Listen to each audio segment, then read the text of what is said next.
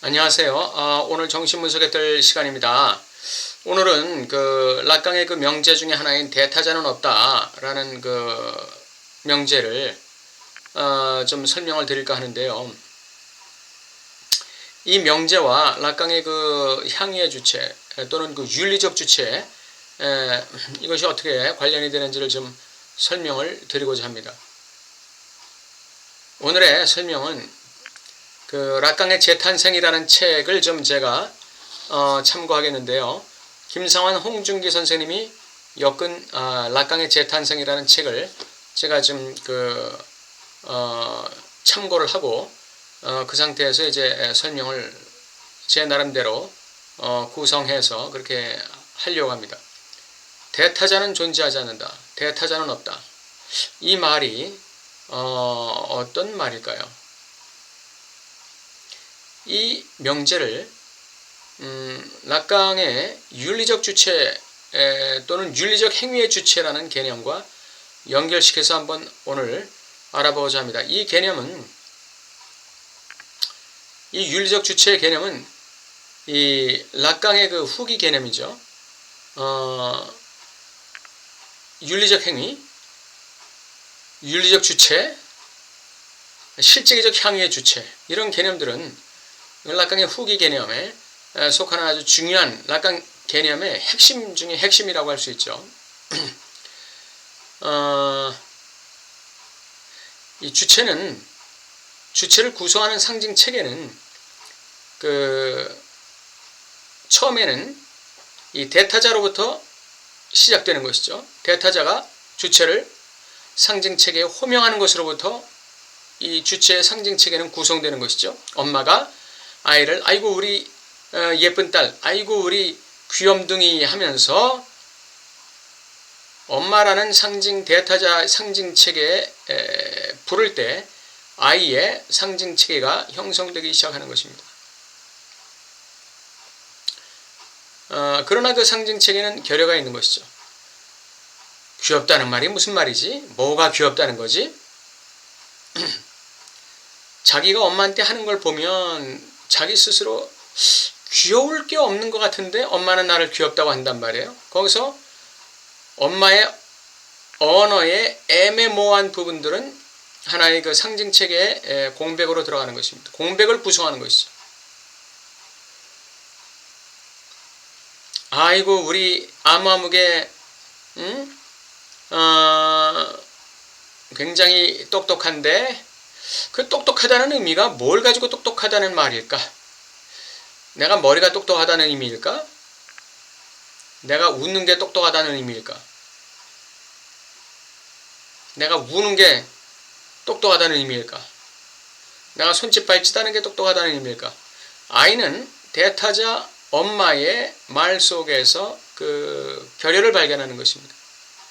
그것이 주체를 구성하는 상징 체계의 중핵이 되는 것이죠. 무의식적 중핵이 되는 것입니다. 이 무의식적 중핵을 중심으로 해서 상징 질서가 형성되는 것이죠.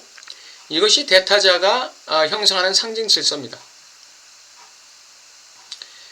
그런데 이 주체는 자라면서 상징 체계에 상상적 자아의 단계를 거울 자아의 단계를 거쳐서 상징적 자아, 즉 상징적 주체, 즉 아버지의 거세를 받아들인 주체로 등장하면서 이것이 이제 상징적 거세라는 말이죠.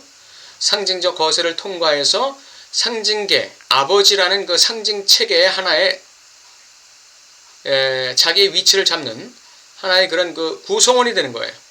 아버지 부명이라는 상징 체계에 자신의 위치를 잡고 있는 상징체계의 일원이 되는 것입니다. 이것은 바로 세상이라는 상징체계에서 자신의 위치를 점유하고 있는 상징계의 구성원이 되는 것이죠. 그러다가 이 세계라는 상징체계의 균열을 발견하게 되는 것입니다.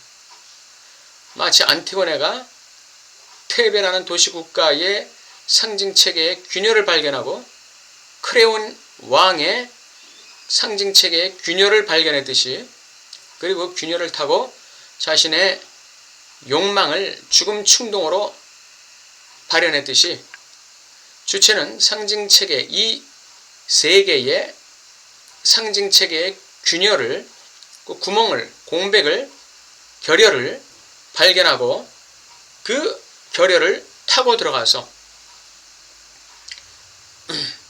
자기 자신을 물의 위치에 상정하고자 하는 충동을 발현합니다. 그때 주체는 상징 질서로부터 배척당할 수가 있죠.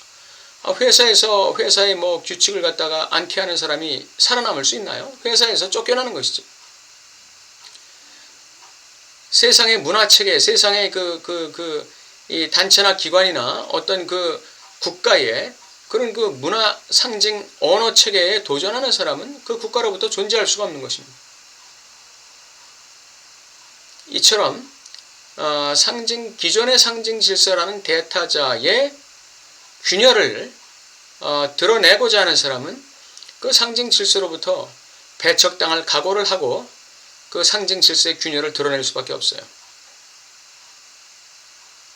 그러면 그 사람은 그 상징 질서로부터 축출당하게 되는 것입니다. 다시 말하면 주체의 소외, 아파니시스, 주체의 사라짐이 발생한다는 것이죠. 주체는 상징 질서라는 이 대타자의 균열을 드러내려면 자기가 상징적 죽음을 죽을 각오를 하고 그렇게 할 수밖에 없는 거예요. 그러면 이 상징적 죽음을 각오하고 상징적 죽음을 통과해서 대타자 상징 질서의 그 균열을 드러낸 이 사람은 어떻게 될까요? 이 주체는 어떻게 될까요? 그 다음 단계는 뭘까요? 이 사람은 상징적 죽음과 실제계적 죽음이라는 두 죽음 사이에서 떠도는, 말하자면 찌끄러기가 되는 것입니다. 찌꺼기, 잉여물이 되는 거예요. 유령이 되는 것이죠. 산 자도 아니고 죽은 자도 아닌, 죽은 자도 아니고 그렇다고 산 자도 아닌 그런 유령으로 살아가는 거예요. 내가 한 회사의 과장인데 어느 날 회사 출근했더니 내 과장 자리에 어느 이상한 사람이 앉아있어요. 당신 누구요? 그러니까 나 오늘부터 여기 과장이요? 그러는 거예요. 아니 여기 과장은 나요? 하고 내가 그 사람을 나가라고 했는데 그 사람이 하는 얘기가 자기 임명장을 딱 보여주면서 당신은 어제로 해고됐잖아. 오늘부터는 이 자리는 내 자리야. 이렇게 얘기하는 거예요. 그러면 이 사람은, 이 주체는 그 회사라는 상징 질서에서 축출된 사람이 되는 것이죠. 이 순간 이 사람은 상징적 죽음을 죽게 되는 것입니다.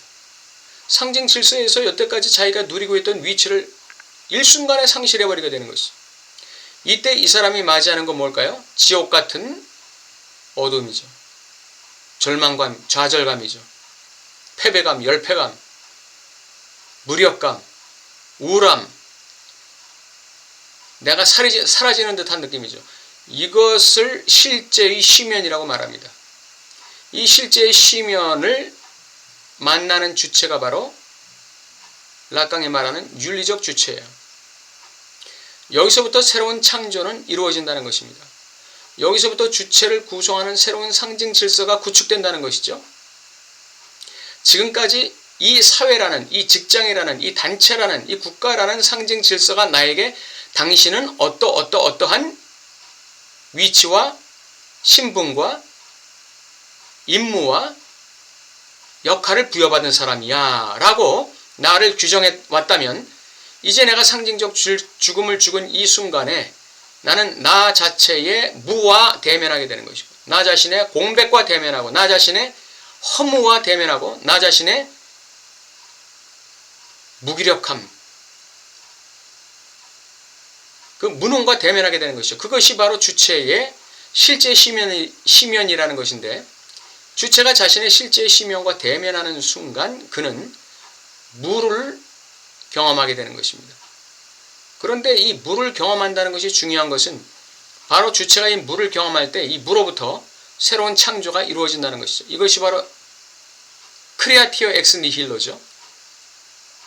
기독교 신학이 말하는 무로부터의 창조입니다. 크레아티오 엑스 니힐로.